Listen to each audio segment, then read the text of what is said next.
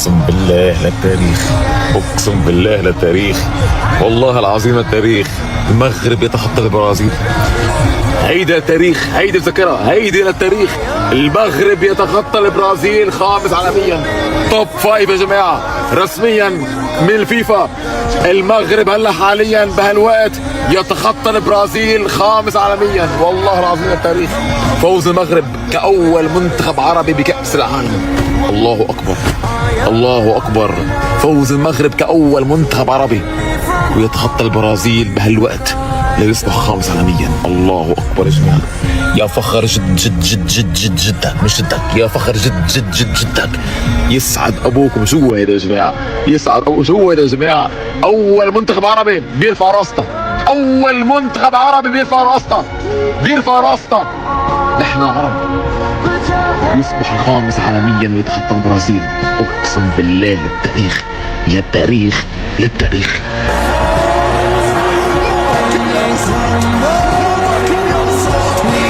هي للمغاربة، المغاربة يكتبون التاريخ. 1-0 رد ثار. الثار لا يموت عندما تعاونت اسكتلندا مع البرازيل في 98. مغرب الأوطان، الله يا اسماعيل. سيباري، سيباري. المغاربة 1.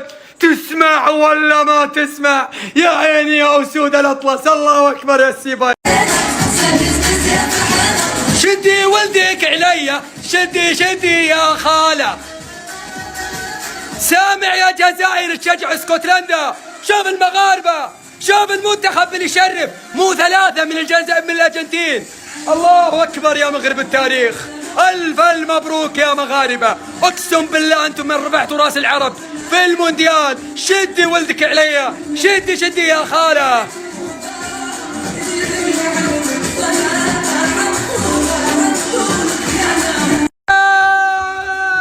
مبروك يا مغرب، مبروك يا مغرب. وصلت المليون واحتفل مع المغرب.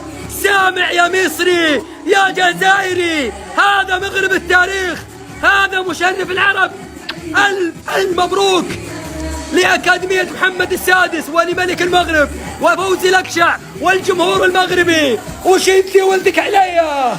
أحسن من اسكتلندي. الثار لا يموت مع المغاربة. التاريخ يكتب. نقطة أمام الهايتيين، يعني عبور رسمي إلى الدور 32.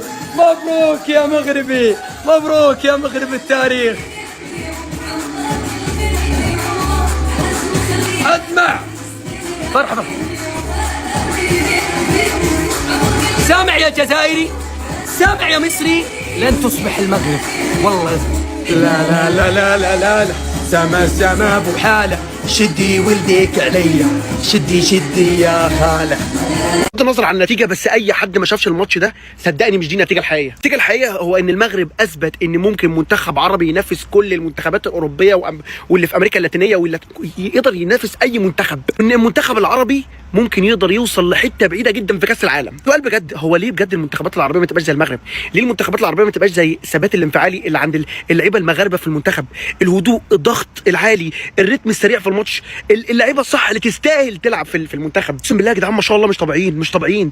تحس ان اسكتلندا هي اللي نازله مضغوطه، مع ان المفروض العكس. بس اللي عملته المغرب ده النهارده في الماتش، انا قاعد اللي هو يعني بقول يا رب ارحم لعيبه اسكتلندا منهم. مش طبيعي يا جدعان، مش طبيعي، مش طبيعي، مش طبيعي. رجله ما شاء الله، الله اكبر، عجوم مش طبيعيه. يعني جاب النهارده جون صاروخي صاروخي، وفي فرص ضاعت كمان. كابتن ابراهيم دياز اللي بيساهم في الاسيست الثاني. كابتن ابراهيم دياز اللي مش بنشوف الكلام ده ليه مع ريال مدريد. انا عارف انك دكه، بس ليه مش بنشوف الكلام ده مع ريال مدريد؟ طبعا مش محتاج اتكلم عن الكواليتي وعن ال 18 سنه وعن اللعب. يعني مش محتاج اتكلم عن كابتن بوعدي ولا مش محتاج اتكلم. مبروك للمغرب، نتيجه واداء وكل حاجه، ويستاهلوا ان هم يوصلوا في حته بعيده. واتمنى معظم المنتخبات العربيه تبقى بنفس المغرب. مبروك مبروك مبروك الفوز للامه المغربيه كامله والعربيه والاسلاميه كلهم. ضمننا فريق عربي في الدور الثاني الحمد لله. رب دياز فك كوره، دياز فك كوره، اديت الكوره عادي عادي. انك تلعب لحالك، هذا تلعب بلاي ستيشن مو في الملعب. دف كوره، خذ زملائك معك، تمسك كوره كثير لين تنقطع، تمسك كوره كثير لين تنقطع. حرام تنتهي 1-0، وحرام اسكتلندا يعني تضغط. حرام نجلس لين اخر دقيقه على اعصابنا. المفروض المغرب يفوز اكثر. اهم شيء نجينا الحمد لله رب العالمين. اتمنى من باقي المنتخبات الاقتداء بالمغرب. يلا تترك عنها اللي صار امس، تترك عنها اي احد. نقتدي الان في الدور الثاني في المغرب. ايش سوى المغرب؟ نسوي زيه. راضين 1-0، راضين كلنا 1-0 عادي، نفوز 1-0. مره نتعادل، لا نخسر، لا نخسر. هذا المنتخب العربي الوحيد اللي تراهن عليه انه يروح بعيد. يا اخي اداء رجولي، يا رجل عندهم روح والله ما قد شفتها في اي منتخب. يا اخي تخيل انهم يرسخون في رؤوس اللاعبين ان نبغى نجيب كاس العالم. يعني ما وصلت انه نتاهل للدور 16، لا ناخذ كاس عالم. يا اخي هذا هو اللي يوصل اللعيبه الى هذا المستوى. اقسم بالله منتخب يرفع له العقال والقبعه واللي تبغى، منتخب جبار. فتعادل لك امام البرازيل وكان له حق بالفوز، فايز لك الان على اسكتلندا ومتصدر مجموعته، وباذن الله راح يتصدر وراح يصير باذن الله انه منافس كبير جدا جدا. والحصان الاسود على كاس العالم والله ما عاد صار حصان اسود، هذا صار منافس كبير للمنتخبات الاوروبيه، وصاروا يخافون منه وصاروا يحسبون له 1000 حساب. الف مبروك منتخب المغرب، والله العظيم تستحقون بكل جدارة. زغرته يا اخوانا زغرته يا محمد. الواد اسماعيل جامد، اخيرا اول انتصار عربي يا جدعان. انا كنت خلاص فقدت الشغف. مش كده وبس، ده اول منتخب عربي يوصل دور ال 32. هتقول لي يا عم ده عشان لعبه الاول. يا عم ما تبقاش جاحد، ده المغرب مسجله اسرع هدف في البطوله واسرع منتخب عربي يجيب هدف في كاس العالم كمان. انا مش فاهم ابراهيم دياز عنده صلاحيه يعني عشان عامل اسيست الماتش ده والماتش اللي فات فعادي. يا اخي نص ملعب المغرب بيبهرك اكتر واكتر. العناوي ده مش ممكن 9 مساهمات دفاعيه مريح المغرب، بيروحوا تحولات بسببه. يعني ايه ده ولا كاساميرو في عزه. طبعا الملك اللي قاعد على كيم في البيت. انا عارف انا ما اعرفش بايرن ميونخ معاه لويس دياز اللي سجل في كاس العالم، معاه اوديسيه اللي عامل اسيستات في كاس العالم، معاه ايه ده، هاري كين مسجل هدفين، ومعاه ايه؟ انتوا احتليتوا كل افضل هجوم في العالم. مبروك لاخواتنا المغاربه. وحد يا جدعان يشوف الكوره دي ما نزلتش بشبكه ليه؟ مش فاهم. عقبالنا يا جدعان، عقبالنا يا اخوان. السلام عليكم ورحمه الله وبركاته. اللهم صل وبارك على سيدنا محمد. بدكم الحقيقه والله لا توكل راسنا بالعربي يا سيدي العزيز. المغرب حريكه الله، ايش بخوف. واحنا نشفي ريقنا وبنسهر وما نداري. المغرب والشعب المغربي مرتاحين واحنا بلعين سكاكين. ما شاء الله يا المغرب، اقسم بالله شيء مفخره. والله المنتخب المغربي لن ينتصر على المنتخب البرازيلي، والله المنتخب المغربي لن ينتصر على المنتخب الاستكلندي. هذه المباراتين لن ينتصر فيها المغرب اي مباراة. والله يا كبسة كانت تروح تنعس خير. سهر انت وبعض الحقيدين تستنوا في الاسود يخسروا الليله وتشعروا في اسكتلندا، منتخب اسكتلندا الشقيق، وصار عندك احبابك من اسكتلندا. تروح انعس. المغرب من الدقيقه الاولى سجلت. انا في بلاستيك نحشم نروح ننعس. يا اخي ما تتعلموا من الكوب داراب، ما تعلمتوا للمغرب. ما شاء الله وتبارك الله، لا احد قادر على ايقافها. ما شاء الله تبارك الله عليهم. وانت يا كبس الماتش الجاي مع اسبانيا المفروض تستنى مباراتك من بعد تتكلم. اذا خسرت في الماتش الجاي تصدقني ما راح يرحمك، راح يفشخكم 1-1. لاعبين تقطع التيشيرت من اجل المنتخب، ولاعبين تجري ورا ميسي بعد البارتي باش تطلب التيشيرت بتاعه. ريت الفرق بين المنتخب المغربي ومنتخباتنا العربيه، ريت الروح القتاليه والجرينتا بتاع لعيبه المغرب اليوم. كيف تشوف المغرب تعادلت مع البرازيل وربحت اسكتلندا اليوم وتصدرت المجموعه، كيف تشوف المغرب وصلت النصف النهائي كاس العالم في قطر. هذا الكل ما جاش من فراغ، هذا الكل جاي من جرينتا، هذا الكل جاي من خدمه. تشوف ماتش اليوم لعيبه تقاتل في الملعب كل دقيقه. راهي المغرب مرقت من دقيقه واحد، لعبت قريب 95 دقيقه قاتل في الملعب، ما خلاهمش يمركيو. فاهم ولا ما خلاهمش يرجعوا في البارتي. سكروه، تعرف معناتها تسكروه الجول. ما شاء الله اليوم هي اللي جرينتا تموت في البارتي، تجيب تقلع الطرح، تجيب الربح. ما شاء الله ان شاء الله شي يوم منتخبنا التونسي ولا الجزائري تولي عندهم الروح القتاليه هذه اللي عند المغرب ان شاء الله. وكل عاده بعد كلامي هذي برشا باش يسبوني مش يعجبهم كلامي ويعملوا لي الغاء متابعه. هذا هو الحق، فاهم ولا؟ هذا هو الحق اللي وصلوا المغرب. حاجه اخرى ما شاء الله ربي يبقى عليهم الستر وحظ موفق لمنتخباتنا العربيه. السلام عليكم. ركزوا بقى، اسماعيل ما يشوتش، ده رجله طرشه، ده ما يشوتش بقى. مش عارف في ناموسه باين عدت مسرعه كده او صاروخ، في حاجه عدت، المهم ما يشوتش. ايوه كده، الله ينور. هو ايه ده؟ هو بيعمل كده ليه؟ راح يستحمى عند الركنيه ولا ايه؟ في ايه؟ انا جايبها لك منين؟ اسماعيل شاط والكرة في السقف الأعلى من المرمى، أيمن أسفل منتصف المثلث الهرمي للعارضة. أنت فاهم إيه ده؟ بجد؟ والنبي كرة أهي. أنا ده كله مفكرها عامل كده، افتكرتها عربية معدية بسرعة ولا حاجة. طب حلو أوي كده حلو.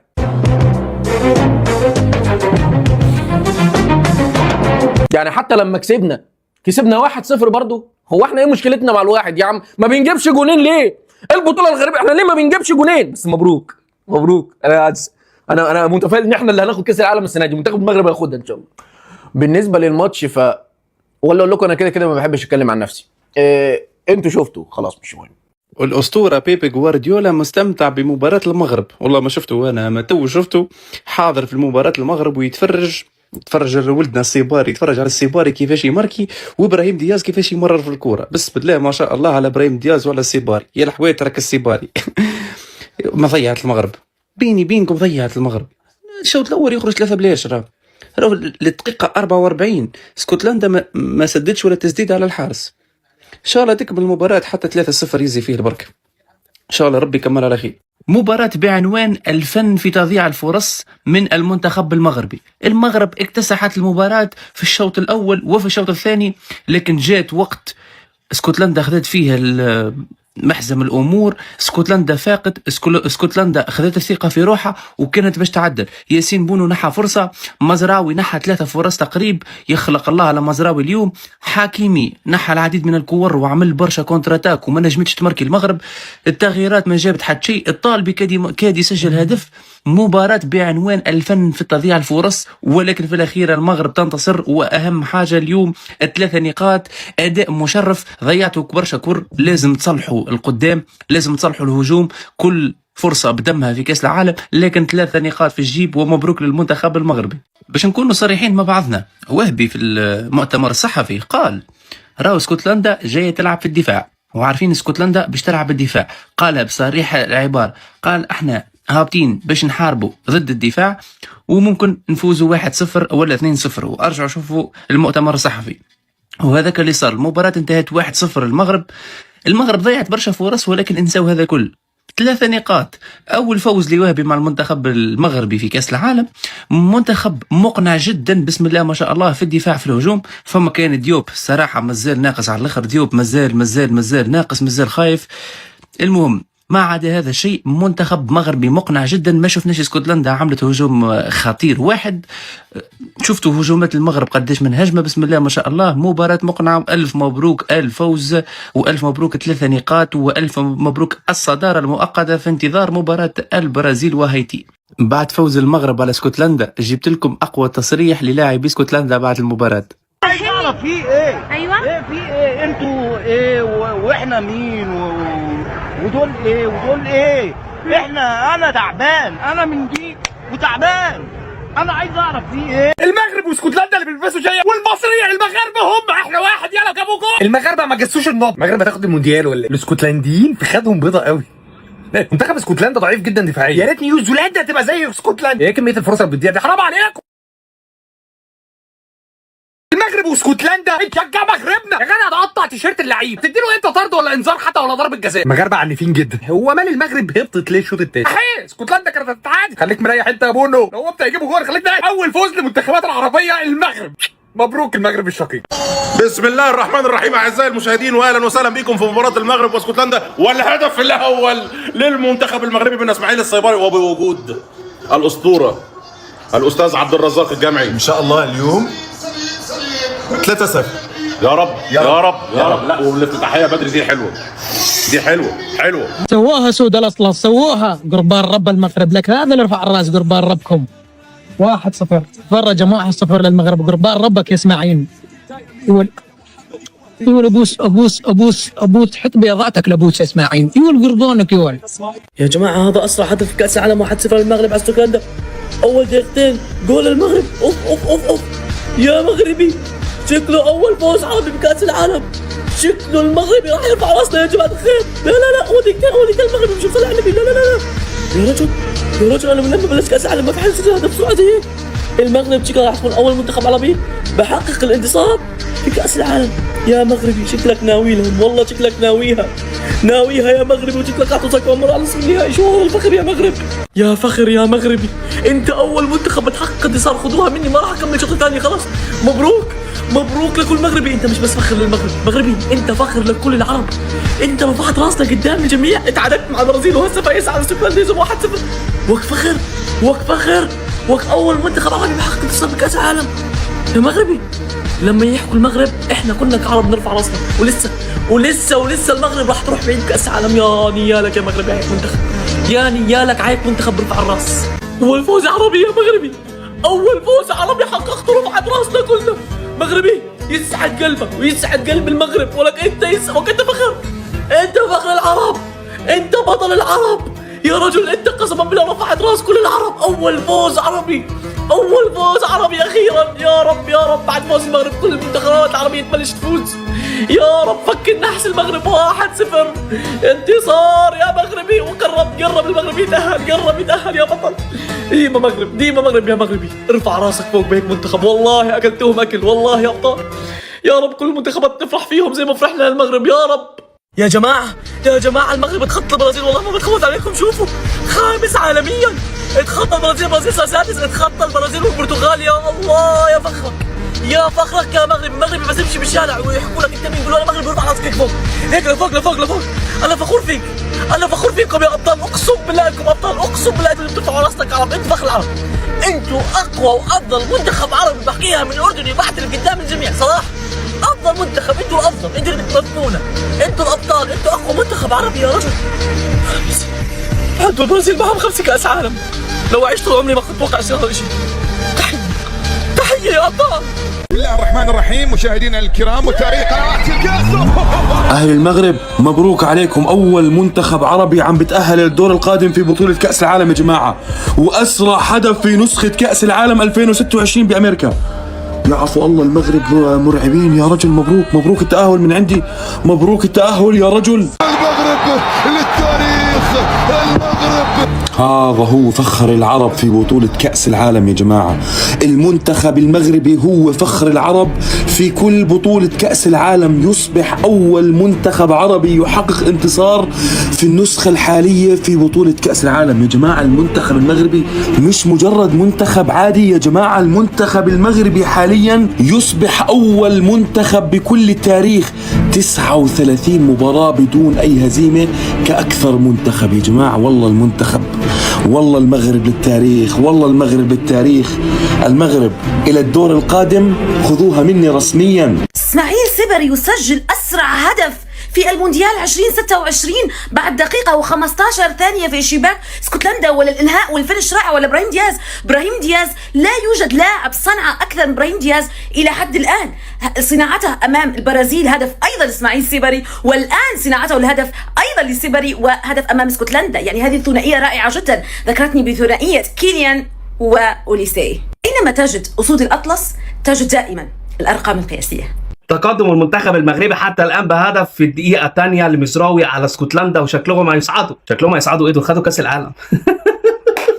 طبعا بعتذر لعمي جوارديولا على القرف الكروي اللي شافه الشوط الاولاني، وبقول له تتعوض في مباراه مصر. ويعني انت كلفت نفسك وجيت من انجلترا عشان تتفرج على ماتش المغرب واسكتلندا، يعني انت مجنون ولا ايه؟ مزراوي طبعا نجم الشوط الاول بلا منازع، قاطع ميه ونور على لعيبه اسكتلندا، وده بقى مايسترو. خلاص انا هقول له مايسترو، مش هقول له بعدي بعد كده. تاريخي والله. وصيف افريقيا يفوز بصعوبه على المنتخب الاسكتلندي. وثق اللحظات دي عشان بيقولوا على نفسهم برازيل افريقيا. اديك شفت البرازيل بتلعب ازاي، احنا روحنا في كنافه. نجم المباراه الاول بلا منازع مزراوي، تاريخي بالنسبه لي. المايسترو بلا نقاش، خلاص ما فيهاش نقاش، المايسترو بعدي. طبعا المباراه خلصت والحكم صفر ولسه بعدي، بيقول للاعيبه المغرب هندافع واحنا مروحين وربنا معاهم. انا اسف يا جوارديولا، حقك عليا، انا مخرج ما جابوش الشوط الثاني عشان غالبا كده خد بعضه ومشي. بانتظار المتعه الكرويه الحقيقيه يوم الاثنين باذن الله. مش تاريخ يا مغرب والله. تقلع الماسك بقى، ما تقلع الماسك يا عم رونالدو، اقلع الماسك ما تمثلش علينا. الاسم اسماعيل صباري، المهنه رونالدو الظاهره. مش طبيعي، خارق في ال 18 وبره ال 18. الله اكبر يا ابني، امكانيات جباره حرفيا. هدف في الماتش الاول قدام البرازيل، وهدف في الماتش الثاني قدام اسكتلندا، ولسه ممكن يجيب الثاني والثالث. بص على الفينش، بص على كواليتي الفينش. الهدف الاول امام البرازيل، بص على التشيبايه في اليسون كانت عامله ازاي، وبص على فينش النهارده والصاروخ اللي طلع من رجليه قطع الشبكه حرفيا. الحارس لو كان حط فيها ايده كانت ايده اتكسرت. شوط اول منتخب المغرب يبدع ويمتع كالعاده. عرض جميل من المنتخب المغربي، 1-0 بس امام المنتخب الاسكتلندي، ودي نتيجه مش احسن حاجه. منتخب المغرب كان قادر يسجل الثاني والثالث. اسماعيل صباري اون فاير، اشرف حكيمي الكابتن هو وابراهيم دياز عاملين جبهه ناريه. ابراهيم دياز عمال بيتلاعب بمنتخب اسكتلندا وبمدافعي منتخب اسكتلندا يمين وشمال. وسط الملعب وكالعاده تحت سيطره نائل العيناوي وايوب بوعدي حديث العالم وسايبين الحريه لأناحي قدام. اعمل اللي انت عايزه. أناحي لعب واحده يا جدعان، لعب واحده بالعرض كانت لاسماعيل صباري، ما اعرفش عدت ازاي، جول 100% وضيع اكتر من جول واكتر من هجمه. منتخب المغرب اون فاير. الشوط الاول كان قادر يخرج بنتيجه احسن من دي بكتير، احسن من ال1-0، لكن مستنيين مزيد من الاهداف في الشوط الثاني وده اللي هيحصل ان شاء الله. خلي بالك الاهداف مهمه جدا جدا جدا. انت بتعادل المباراه الاولى مع البرازيل 1-1، كل واحد فيكم معاه نقطه. هتكسب اسكتلندا وهو هيكسب هايتي، بعد كده انت هتكسب هايتي وهو هيكسب اسكتلندا، وهنروح لفارق الاهداف عشان صداره المجموعه. وصداره المجموعه مهمه جدا عشان تلاعب فريق من مركز ثالث وتلعب مع منتخب يكون سهل في دور ال 32 وما تحرقش بنزين. كده كده منتخب المغرب يلعب اي حد. منتخب المغرب حرفيا هات له اي منتخب يلعبه قادر ان هو يكسبه عادي جدا، وقادر يروح لحد فاينل البطوله وياخد البطوله. لكن انك تلاعب منتخب سهل بدري ده بيكون احسن بكتير، ما تحرقش قوي وتكسب بسهوله من غير ما تتعب، لان لسه المشوار طويل. فمنتخب المغرب مهم انه يسجل اكتر من جول عشان قصه صداره المجموعه. وهفكركم بالكلام اللي قلته ده في الاخر، دايما اللي بقوله هو اللي بيحصل. الله يا المغرب، الله الف مبروك للشعب المغربي، الف مبروك المنتخب المغرب فوزه على اسكتلندا 1-0. طبعا فوز المغرب هذا المغرب يتأهل بنسبة 99%. منتخب قوي، منتخب ما شاء الله تبارك الله عنده عناصر. أتوقع وصوله لأدوار النهائية. لا المغرب غير، المغرب منتخب قوي متكامل عناصريا معنويا كل شيء. ألف مبروك للشعب المغربي. هذه من ضمن النتائج الخداعه في كره القدم. اقسم بالله المغرب اكلت اسكتلندا طول بعرض طول بعرض. اسكتلندا لو يلعبوا 3 ايام ما راح سجلوا. المغرب كان يستحق الهدف الثاني وثالث. مبروك مبروك مبروك لدوله المغرب، مبروك لابناء المغرب. هذا الانتصار واللي تقريبا ضمنه فيه التاهل مهما يصير في المباراه الاخيره. يعني اسوء الظروف انه يتاهل افضل ثالث وهو عنده 4 نقاط، وافضل الظروف انه يفوز المباراه الجايه على هايتي بنتيجه كبيره ويتصدر فيها هذه المجموعه، مجموعه الموت. والمغرب قادر انه يتاهل وهو متصدر وبالراحه. والمغرب يمتلك 39 مباراه على التوالي بدون هزيمه، كاكثر سلسله لا هزيمه في تاريخ المنتخبات كلها اذا ما خاب ظني. مبروك مبروك مبروك لجمهور المغرب. منتخب المغرب يا اخوان بشكل رسمي يحقق اول انتصار عربي في مونديال 26 وينتصر على منتخب اسكتلندا بنتيجه هدف مقابل لا شيء. انا اي هدف يا صيباري، ما شاء الله عليك. صيباري اللي وقع مع البايرن يا اخوان، العيال شاتها من زاويه وصلها هنا، ما شاء الله تبارك الله. هنا صنعها من ابراهيم دياز. حرفيا المغرب كانوا الافضل، كانوا الاحسن، كانوا المسيطرين. المغرب اللي هم مرشحين، منتخب مرشح. كان في رعونه من لاعبين المغرب في الشوط الثاني في التعامل مع الهجمات، كان ممكن انها تضيع الانتصار في هذه المباراه، لكن بالمجمل تقريبا منتخب اسكتلندا ولا تسديد على مرمى المغرب. فولو لايك يا اخوان، السلام عليكم.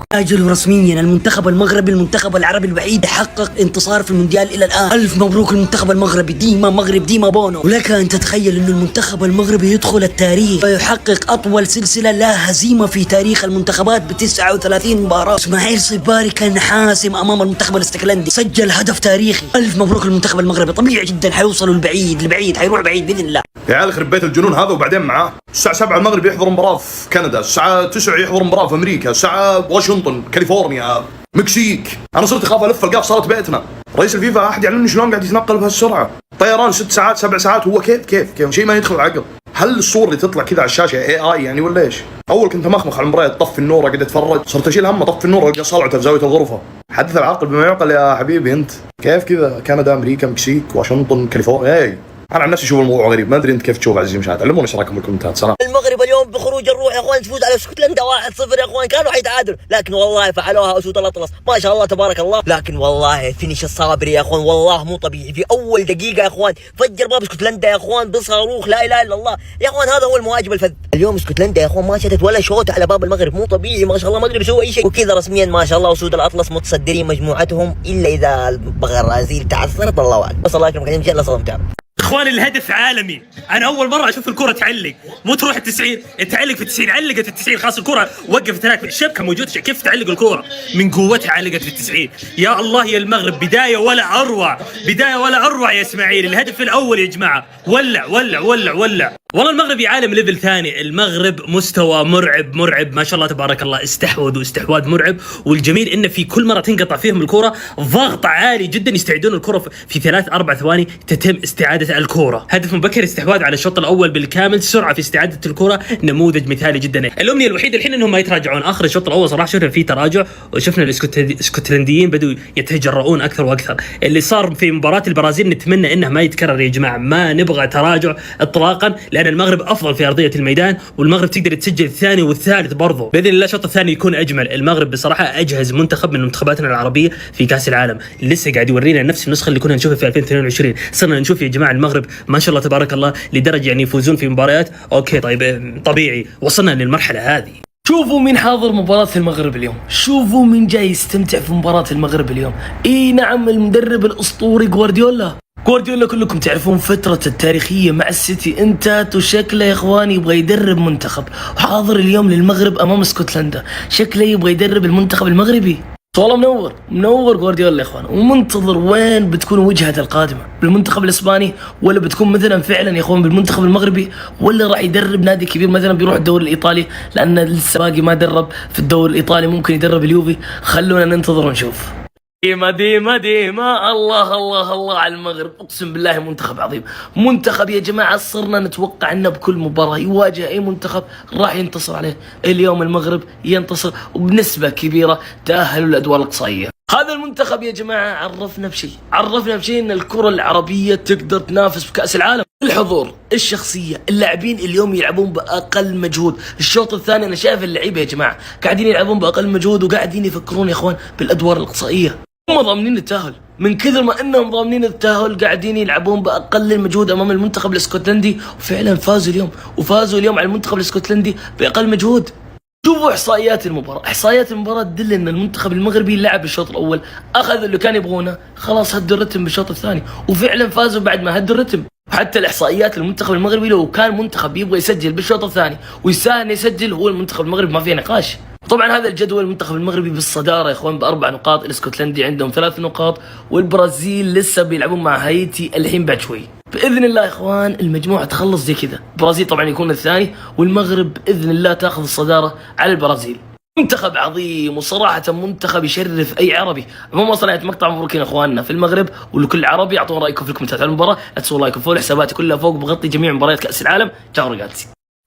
كلمة حق المنتخب المغربي حاليا راس براس مع اقوى منتخبات العالم في الوقت الحالي. رسميا يا صديقي المنتخب المغربي بيصعد للدور بعد الفوز النهارده على المنتخب الاسكتلندي بهدف. نجم المنتخب المغربي في كاس العالم ده الموهبه اسماعيل الصبار صديقي مع المنتخب المغربي في كاس العالم، اول مباراه هدف قدام المنتخب البرازيلي، والنهارده هدف الفوز قدام المنتخب الاسكتلندي. ده مش بس كده يا صديقي، ده هدف اسماعيل الصبار بقى اسرع هدف المنتخبات العربيه في كاس العالم، وتاني اسرع هدف افريقي في المونديال. عشان يا صديقي المنتخب المغربي بقى عوده للمنتخب الاسكتلندي، فاز عليه 3-0 في مونديال 98 بتالق مصطفى حده وبصير صلاح الدين وكمان يا صديقي المغربي. والكاب بتاعنا اشرف حكيمي بقى اكتر لاعب افريقي شارك في الموند ب 12 مباراه. بس بكل امانه صديقي قليلا من الانصاف للمدرب المغربي محمد اللي خلى المنتخب المغربي يقدم كره هجوميه، ولا اتكلم صديقي عن السباري ولا الخنوس ولا ابراهيم دياب، لاعب المتالق ومطدور نص الملعب نائل العناوي. المنتخب المغربي صديقي بقى عنده 4 نقاط في المغرب، عنده مباراه اخيره قدام المنتخب الهايتي. تقدر تقول كده المغرب ضمنت انتصار مباراه البرازيل ومنتخب هايتي. بدك تتألق مع منتخب بلدك، روح وقع مع نادي البايرن، من اوليسي لهاري كين لويس دياز، بيجي لك صبيري للمره الثانيه على التوالي بيسجل المنتخب المغربي وبيأهل المنتخب المغربي بشكل رسمي الى دور 32. المنتخب المغربي عزز رقمه كاكثر منتخب عربي تحقيقا للانتصارات في كاس العالم ب6 انتصارات، وصار اكثر منتخب بتاريخ كره القدم 39 مباراه على التوالي ما بيخسر المنتخب المغربي. ارقام قياسيه، وبنسبه 99% المنتخب المغربي تأهل الى دور 32. ما شاء الله على هذا المنتخب الرائع الجميل، وان شاء الله المنافسه على بطوله كاس. هذا هو فخر العرب في بطولة كأس العالم يا جماعة.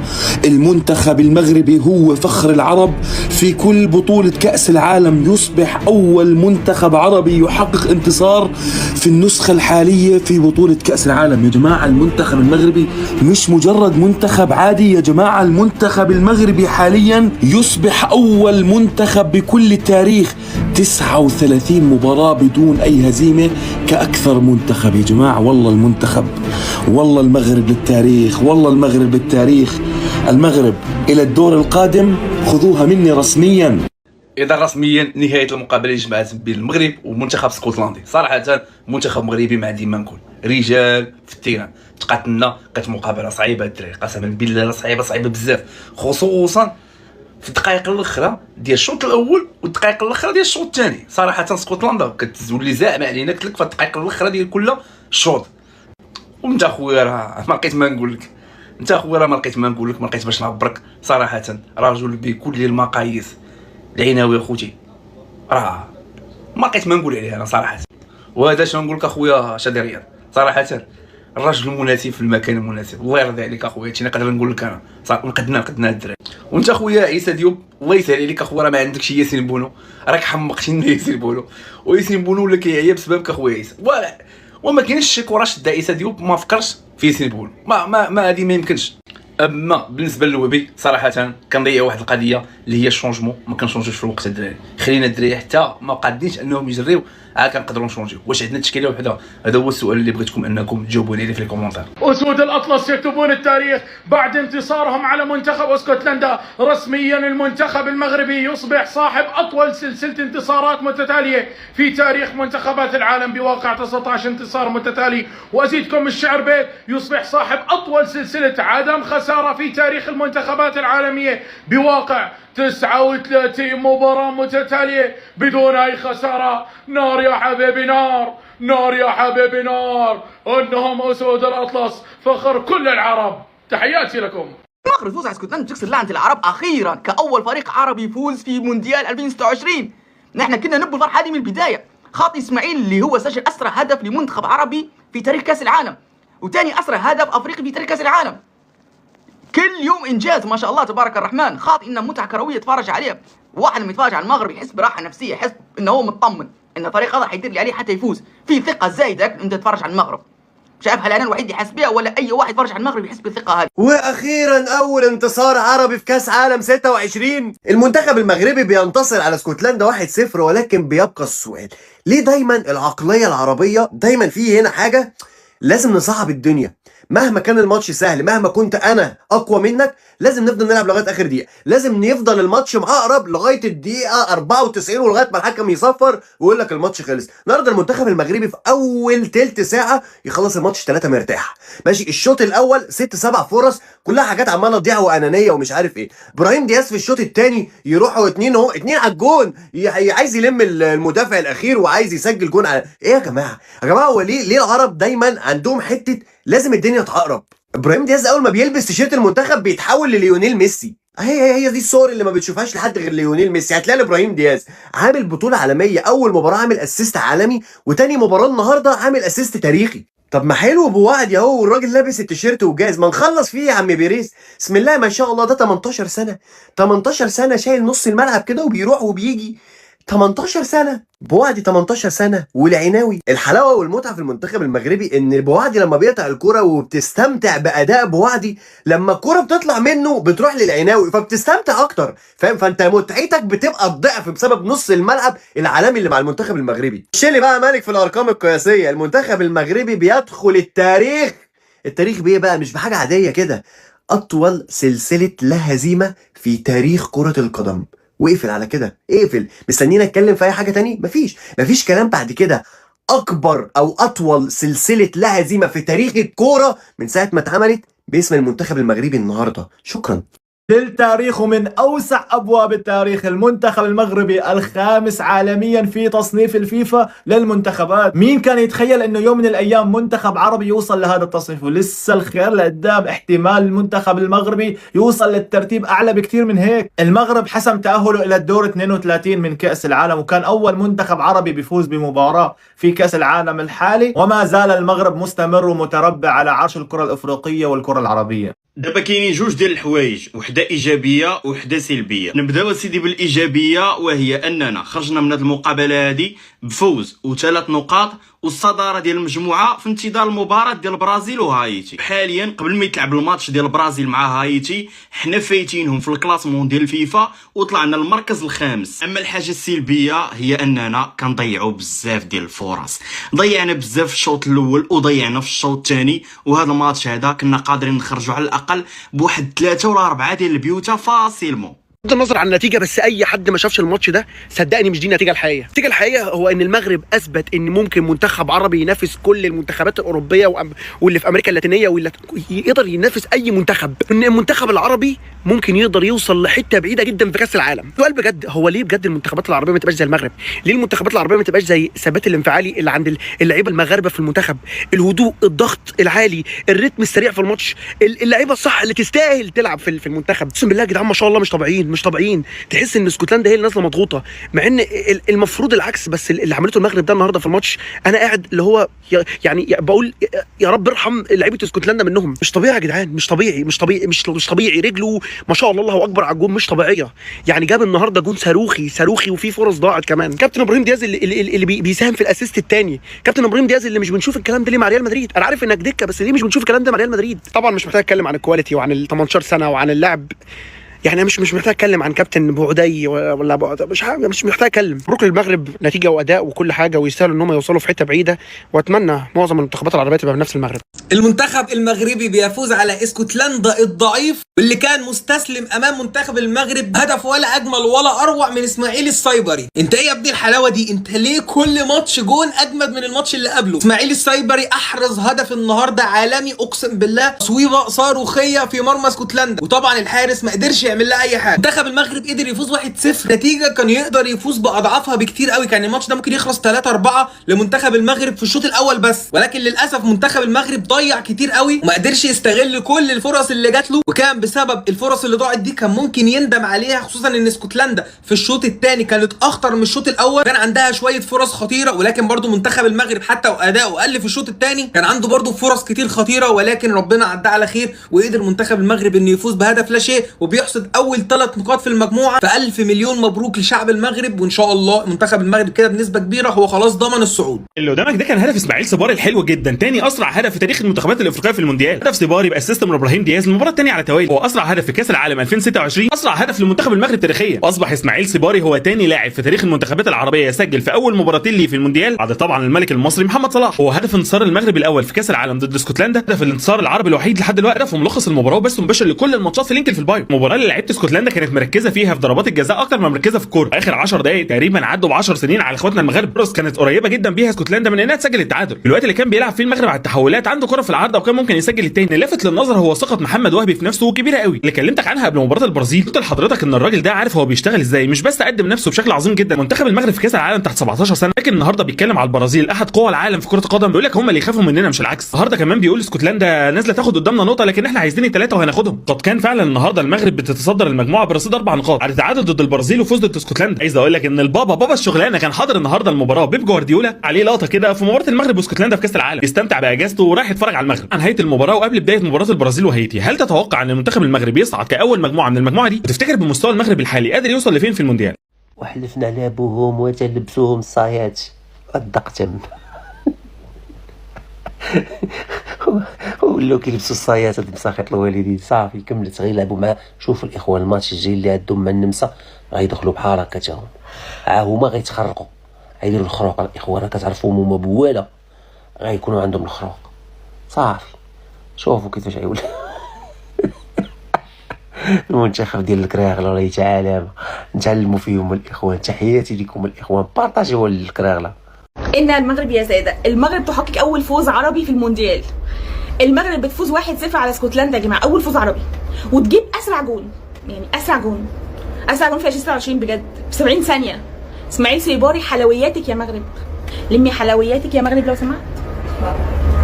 اسماعيل سيباري وابراهيم دياز يعني دويتو هايل ما شاء الله، هايل يعني الاي كونتاكت عندهم عاليه، يعني ما شاء الله والله العظيم بجد قابل هايل في الملعب ما شاء الله بجد. إن نمسك الخشب يا جماعه.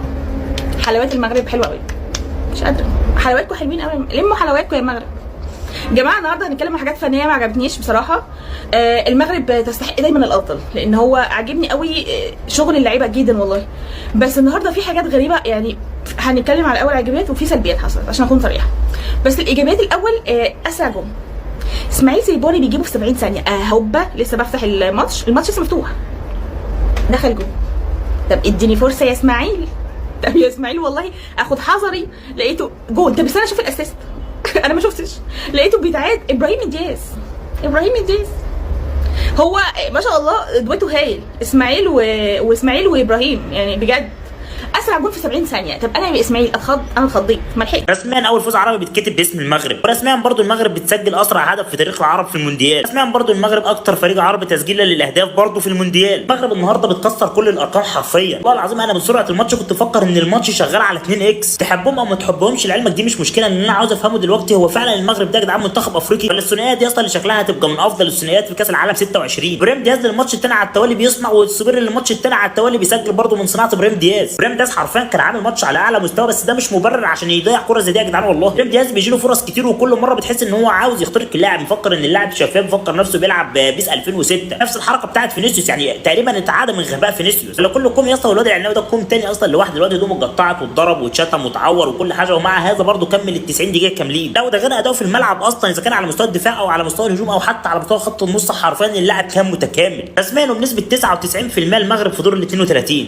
فوز المنتخب المغربي أمام منتخب اسكتلندا في الجولة الثانية في دور المجموعات، وأيضا هو أول فوز لمنتخب عربي في الجولة الثانية في دور المجموعات. وهدف إسماعيل صيباري هو أسرع هدف سجل لحد هاي اللحظة بالمونديال. ما شاء الله على إسماعيل صيباري، لاعب ولا أروع فعليا. بايرن ميونخ عرف يختار والاختيار كان في مكانه. المنتخب الاسكتلندي اعتمد على الدفاع واعتمد على الهجوم في المباراة، مع أنه هدد مرمى المغرب أكثر من مرة، لكن ياسين بونو كان في المكان الممتاز ومنع أي تهديد للمغرب. وصراحة المغرب أفضل من اسكتلندا في كل المباريات، في كل الخطوط وفي كل الحالات، وسط دفاع هجوم، وحتى الحراسة أيضا كانت أفضل من حراسة المنتخب الاسكتلندي. وتمنيتهم يفوزون بأكثر من هدف حتى يتصدرون المجموعات عن البرازيل، لأن البرازيل عندهم مباراة ضد هايتي وضد اسكتلندا، يعني مباراتهم ممكن أن يحققون بها أهداف أكثر، لكن إن شاء الله الصدارة مغربية. أكثر لاعب عجبني بالمباراة ولفت نظري هو العناوي. ما شاء الله على هذا اللاعب، بكل مكان تلقاه، وسط دفاع هجوم، جدا ممتاز. لاعب يعني بالنسبة لي أفضل لاعب شفته بالمباراة هو العناوي،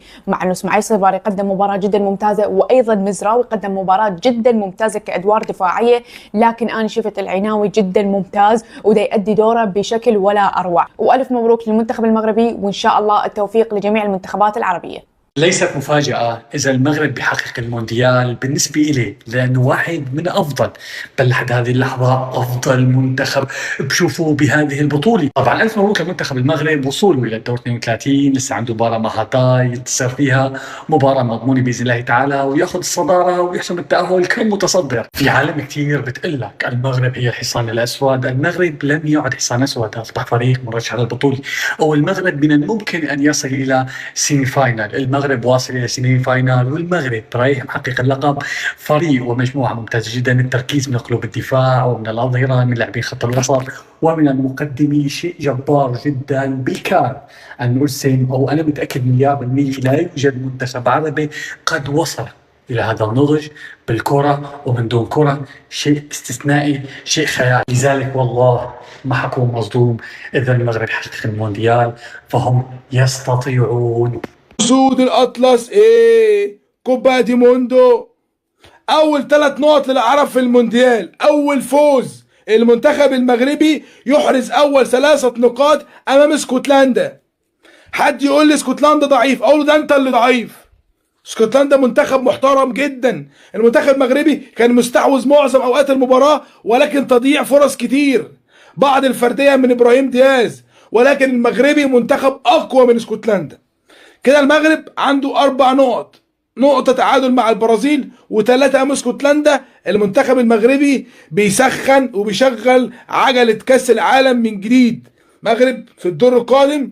مبروك للمغاربة الفوز والانتصار، وإن شاء الله أفضل في المباريات القادمة. اول فوز عربي في المونديال، اسرع هدف عربي في تاريخ كاس العالم، اول منتخب عربي يضمن الصعود لدور ال 32، اكتر منتخب عربي تسجيلا للاهداف في بطوله كاس العالم. الكلام كله على مين؟ الكلام على النسخه الاستثنائيه والنسخه الاعجازيه من اسود الاطلس، المنتخب المغربي. منتخب المغرب بيفوز على منتخب اسكتلندا 1-0، وبياخد 3 نقاط بتخلي المنتخب المغربي يضمن صعوده لدور ال 32 بعد مباراه منتخب المغرب كان افضل فيها من المنتخب الاسكتلندي في كل شيء. وعارف اللي هيتقال، عارف النغمه اللي هتدور ان منتخب اسكتلندا منتخب ضعيف عشان كده المغرب عرف يفوز عليه. الكلام ده مش حقيقي. منتخب عنده نجوم زي سكوت ماكتوميناي لاعب نص الملعب اللي بيلعب في نابولي وكان بيلعب في مانشستر يونايتد، زي تيرني اللي كان بيلعب في ارسنال، زي روبرتسون نجم ليفربول، زي المهاجم تشي ادم. منتخب على مستوى الاسامي مش بالسهوله اللي الناس هتصورها لك. وقبل ما اتكلم عن اي حاجه، الثنائيه دي يا جماعه، الثنائيه دي ممتعه للعين، الثنائيه دي مبدعه، الثنائيه دي مش طبيعيه. اركن لي ثنائيه تشافي وانيستا،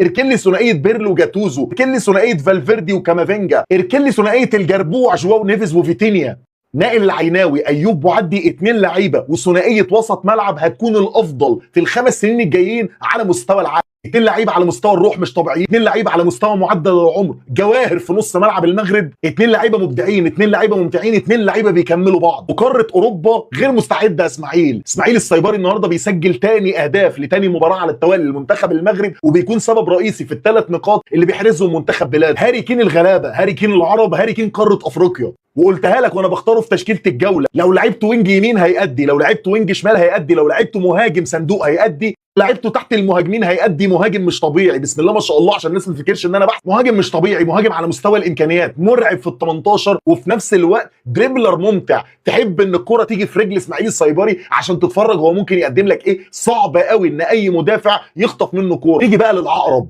نيجي لهانز فليك الغلابه، نيجي لافضل مدير فني عربي وافضل مدير فني افريقي من وجهه نظري، محمد وهبي، اللي عامل منتخب مرعب. محمد وهبي اللي طموحه ما وقفش عند الانجاز اللي حققه مع منتخب الشباب لما احرز معاهم بطوله كاس العالم. مدرسه كوره محترمه قوي، افكار فنيه على اعلى مستوى. وبعد ما قدر يكسب مدير فني عقر زي كارلو انشيلوتي في الماتش الاول امام المنتخب البرازيلي، يجي النهارده وبيكسب منتخب اسكتلندا في انجاز جديد يضاف للكره المغربيه. تحياتي للعقرب محمد وهبي. كده وبنسبه تتخطى ال 99% منتخب المغرب اول المنتخبات العربيه الصاعده لدور ال 32 بعد ما وصل للنقطه 4 وتصدر مجموعته. منتخب المغرب بلا هزيمه في المونديال. منتخب المغرب اتعادل ماتش مع منتخب البرازيل، كسب ماتش اسكتلندا، وصل لل4 نقاط، عينه على صداره المجموعه، لان منتخب المغرب قادر على انه يتصدر المجموعه دي لو قدر يفوز في المباراه القادمه على هايتي، وهتبقى الحسبه بينه وبين المنتخب البرازيلي حسبه اهداف. فمنتخبنا العربي المغربي من نجاح لنجاح، زي ما بقول لك اللي انت بتتفرج عليه ده نسخه استثنائيه ونسخه اعجازيه من منتخب عربي قادر على انه يسيب بصمه كبيره في بطوله زي بطوله كاس العالم. قلتها في الجوله الاولى، يا حظ المنتخبات العربيه اللي بتلعب بعد المنتخب المغربي، لان منتخب المغرب باللي بيقدمه بيقدر يدي دوافع لكل المنتخبات العربيه اللي هتلعب بعد منه، سواء المنتخب المصري او المنتخب السعودي او المنتخب الجزائري او المنتخب التونسي او المنتخب الاردني او المنتخب العراقي. منتخب المغرب في بدايه مشواره في اول ماتشين في بطوله كاس العالم مش بس مرشح انه يعمل اداء كويس في بطوله كاس العالم، منتخب المغرب عينه على انجاز اقوى من الانجاز اللي عملوه في 2022 في مونديال قطر. ومنتخب المغرب حرفيا من المنتخبات المرشحه انه يكون الحصان الاسود لبطوله كاس العالم للنسخه الثانيه على التوالي.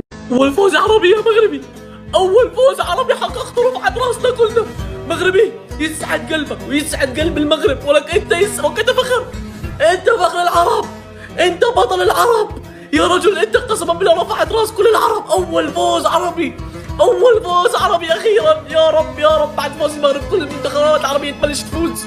يا رب فك النحس المغرب 1-0 انتصار يا مغربي. وقرب المغرب يتأهل يا بطل. ديما مغرب، ديما مغرب يا مغربي. ارفع راسك فوق بهيك منتخب، والله اكلتهم اكل والله يا ابطال. يا رب كل المنتخبات نفرح فيهم زي ما فرحنا للمغرب يا رب. اسمين. وبعد هدف اسماعيل صيبيري المنتخب المغربي هو اول منتخب عربي يضمن التأهل لدور ال 32 بعد فوزه على اسكتلندا بنتيجه 1-0. خلاص كده المنتخب المغربي كمان الجوله الجايه هيلاعب هايتي وممكن يكسبهم بنتيجه كبيره تضمنه كمركز اول للمجموعه على البرازيل. الف مبروك لكل المغاربه وعقبال المنتخبات العربيه الباقيه انها تتأهل هي كمان. تقدم المنتخب المغربي حتى الان بهدف في الدقيقه الثانيه لمصراوي على اسكتلندا، وشكلهم هيصعدوا ايه دول خدوا كاس العالم. طبعا بعتذر لعمي جوارديولا على القرف الكروي اللي شافه الشوط الاولاني، وبقول له تتعوض في مباراه مصر. ويعني تكلفت نفسك وجيت من انجلترا عشان تتفرج على ماتش المغرب واسكتلندا، يعني انت مجنون ولا ايه؟ مزراوي طبعا نجم الشوط الاول بلا منازع، قاطع ميه ونور على لعيبه اسكتلندا، وده بقى مايسترو. خلاص انا هقول له مايسترو مش هقول له بقعدي بعد كده.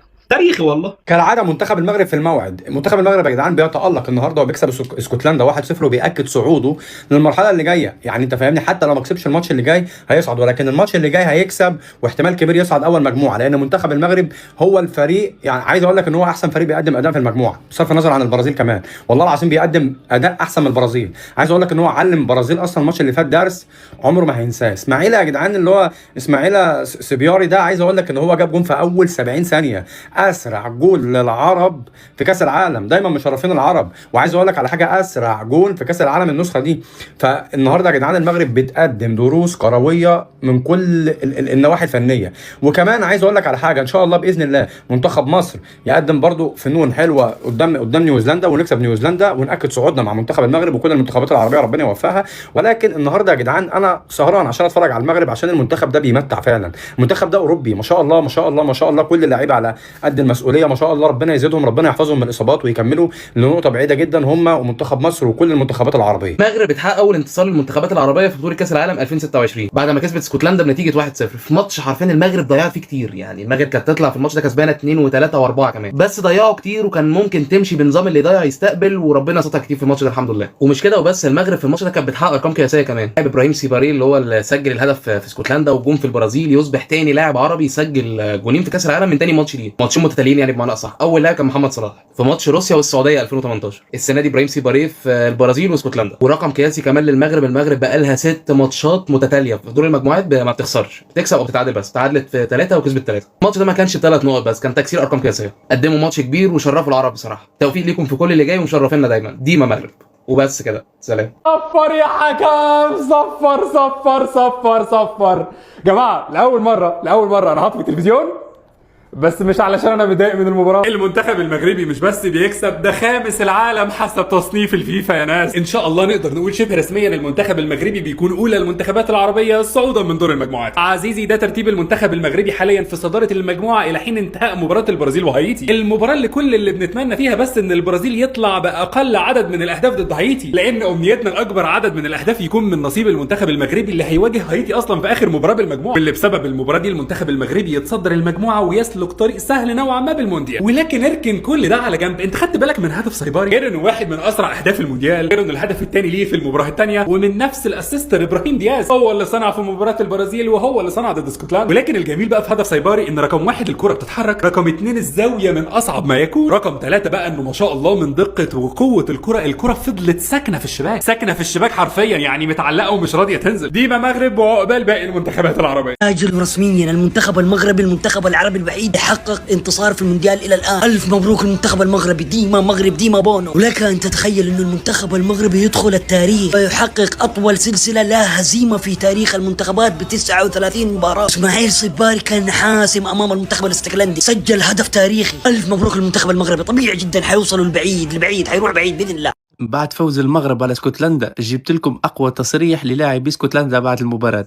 عايز اعرف في ايه؟ ايوه ايه في ايه؟ انتوا ايه واحنا مين ودول ايه ودول ايه؟ انا تعبان، انا من دي وتعبان، انا عايز اعرف في ايه؟ لو وصلت معنا لغايه هنا ما تنساش الاشتراك في القناه وتفعيل زر الجرس عشان يوصلك كل الفيديوهات الجديده مننا، والسلام. الاسيست اللي اتعمل في مباراه البرازيل ونفس الفينش اللي عمله صيبيري في تيبو كورتوا الاولاني مغربي، وده اسرع هدف للعرب في المونديال. حياتي محمد البوشي واول اهداف المباراه 1-0 لمنتخب المغرب في الدقيقه الاولى. يفتتح التسجيل سيباري، اسماعيل سيباري. 1-0 المغرب. لسه ما قلتلكش على مين عزيزي المستمع. اسكتلندا تتلقى الهدف الاول. المنتخب المغربي اسود الاطلس يفتتح التسجيل في الدقيقه 1. اسماعيل يا سيباري، انا ابيض على الشوطه طويله جوه منطقه الجزاء، والمرمى اللي على ايدك الشمال واقف انكوز جان حارس مرمى المنتخب الاسكتلندي، يلاقي قدامه فجاه اسماعيل صباري اللي بكره عامله بند قدامه ياخدها بوش رجله على طول في الشبكه. 1-0 اسود الاطلس. مع انطلاقه المباراه تشتعل المدرجات، وصاحب الزي الابيض في هذا اللقاء المنتخب المغربي يفتتح التسجيل. سيباري يا سيباري يا سيباري، الهدف الاول يا سيباري في الدقيقه الاولى. 1-0 لمنتخب المغرب. بسم الله الرحمن الرحيم. والهدف الاول لمنتخب المغرب.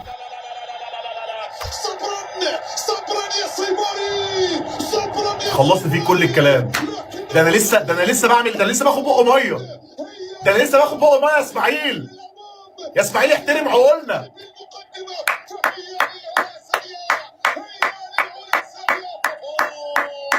اسماعيل الصيبري في اول هجمه للمنتخب المغربي. ارقع بتوع الشاب، ارقع يا ولد. ده مين؟ حكيمي اللي عمل اسيست. خليل البلوشي بقى. يا لهوي على الفينش يا جدعان، شبه الجول اللي اتلغى بتاع، شبه جول السنغال اللي اتلغى بتاع جاكسون. يا لهوي على الفينش، يا لهوي على الفينش بين حواجب الحارس. اسماعيل الصيبري، اسماعيل الصيبري المجنون.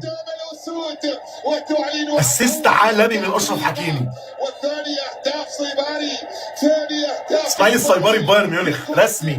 شنو هاي الصدفة الجميلة اللي جاي تحدث بمباراة المغرب واسكتلندا؟ من مباراتهم الثانية تكررت نفس حالة الهدف. اي نعم، ابراهيم دياز يصنع، الصيباري يسجل، وهذا الشيء اللي حدث بمباراتهم الاولى ضد البرازيل.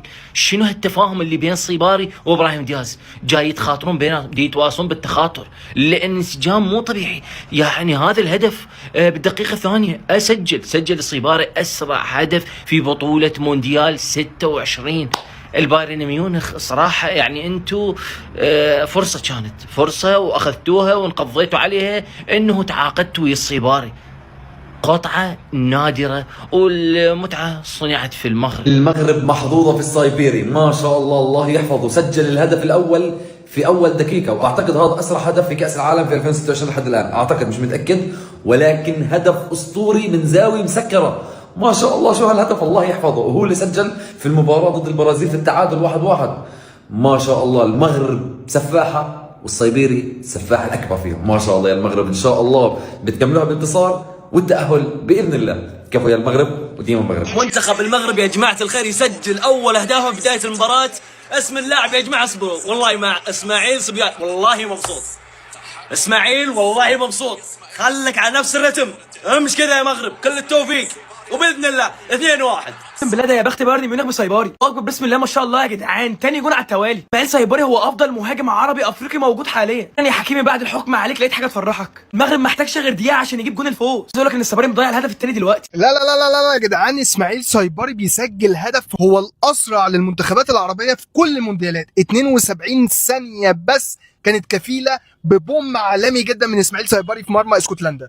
يا جماعه منتخب المغرب منتخب مرعب فعليا، منتخب جامد قوي.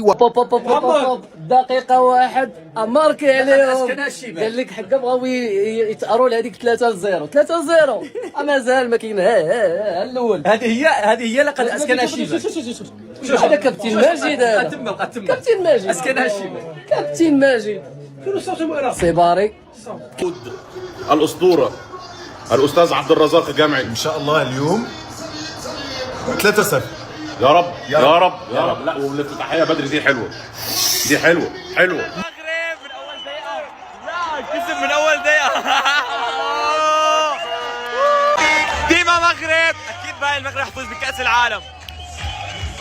اوه الهدف الاول في اول ثانيه، في اول ثانيه. اسرع هدف في البطوله ده ولا ايه؟ يا صباري يا عالمي، يا صباري يا عالمي. اتفرج معايا وشوف. يا سلام عليك يا دياز، ما فيهاش اي تسلل. يا سلام عليك يا دياز، استلم صاروخ صاروخ قنبله. يا ولد يا ولد يا ولد يا ولد يا ولد يا ولد يا لعيب يا ولد يا عالمي. صباري بص ما شافش حد. ليه ما فيش حد معاه؟ قال لك اشوطها، قال لك اوديها، قال لك احطها، قال لك اسجلها، قال لك احرزها. الله الله الله الله الله الله. احب اقول لكل اللي سهرانين معانا روح نام يا حبيبي. احب اقول لك يا حاقد، يا اللي عايز تشمت في المغرب، يا اللي منتظر تعادل وتعثر وهزيمه المغرب، احب اقول لك ادخل يا ابني على السرير وشغل يا ابني المروحه ونام يا حبيبي. دول الاسود مش الجزائر يلا، دول الاسود مش قطر يلا، دول الاسود مش تونس يلا، دول الابطال اللي رافعين راسنا يلا، دول الابطال اللي في المقدمه. 1-0 1-0 1-0 1-0 1-0 للمغرب. معلش يا اخويا، معلش يا اخويا، دول المغاربه. معلش انا عارف ان اسكتلندا جايه تلعب بخطه دفاعيه، انا عارف ان اسكتلندا بيلعبوا ب5 مدافعين وبيلعبوا على الهجمه المرتده، ولكن المغرب خلص الدنيا في اول الدقائق. قال اسكتلندا افتح اللعب يا اسكتلندا، يلا هجمي يا اسكتلندا يلا. الجمال بتاع اسماعيل صيباري ده يا جماعه، الراجل دوت استوى، الراجل دوت فارق قوي مع منتخب المغرب. الرابط حلو قوي دايما مع دياز. انت بتشوف ماتش البرازيل نسخه من هدف ماتش اسكتلندا، فالموضوع مع سايباري ومع دياز حلو قوي وماشي في كاس العالم، وسايباري فنش الكوره بتاع ماتش اسكتلندا دي، الهدف اللي قدامكم ده بامتياز، تحس ان هو ملى البار على اخره بس في الجون. حاجه جميله قوي لاسماعيل سايباري بصراحه. اعتقد ان الراجل ده هيبقى مكسب لبايرن ميونخ. يا ابن اللعيبه، السيباري جاب جون، السيباري جاب جون. الله اكبر، الله اكبر يا السيباري، ده ايه الحلاوه دي؟ ولدنا يا جد، والله ولدنا. طب والله بحبك يا السيباري وبحب المغرب، انا بحب المغرب قوي يا كابتن. الولا مدفعيه، قسما بالله مدفعيه. قلت لكم خطفناه خطفناه خطف. زوينه ولا باللصقه ولا بيت يا السيباري في اللصقه. يا ربي ما يكونش اورجو، بلاتي باقي. يا ربي ما يكونش اورجو، يا ربي غير ما يكونش اورجو، يا ربي. وفي اللصقه هذا هو السيباري اللي كنعرف انا. يا جاي نبيات ليتس جو. لعبت برافو برافو برافو برافو برافو. الحمد لله الحمد لله الحمد لله. والله اخويا تحسقها لي في 90 قال لي سير جيبها، لصقها في الشبكه. برافو برافو.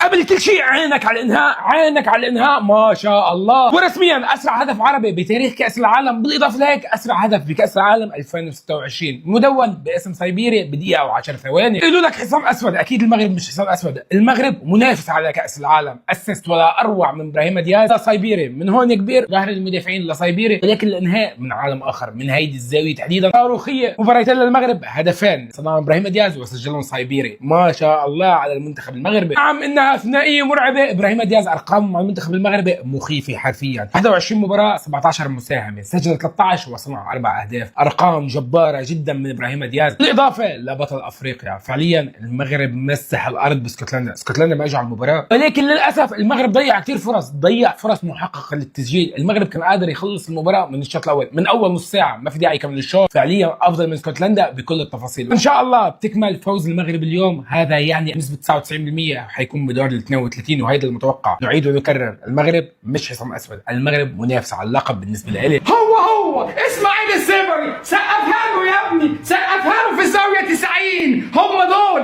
المغرب ان شاء الله اول فوز عربي. قاعد يقولوا اسكتلندا صعبه، اسكتلندا الفخ، وانا بقول لكم احنا بنواهد على اسود الاطلس. المنتخب المغربي ما كملش ما شاء الله دقيقه واحرز هدف عالمي من زبه يا ابني. هاتها له من الشبكه يا ابني، هاتها له. وخلي بالكم من الضرب والتكسيح، عايزين نحافظ على اولادنا. صناعه ابراهيم دياز وهدف اسماعيل السيبري، يتقدم المنتخب المغربي من اول دقيقه. قعدوا يقولوا اشرف حكيمي والقضيه، قعدوا يقولوا مش عارف ايه، والمغاربه بيزيدوا اصرار وعزيمه. وان شاء الله النهارده هنكون اول فوز عربي، هيكون اول المتاهلين رسميا الى الدور القادم.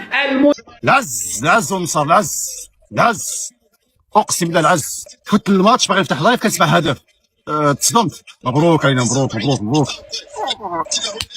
العظيم وحوش، اقسم بالله وحوش، والله العظيم اسود. تحياتي، اقسم بالله تحياتي. 1-0 1-0 يا اخوان. المغرب سجل في الدقيقه الاولى، سجل المغرب الدقيقه الاولى بالرقم تقشع.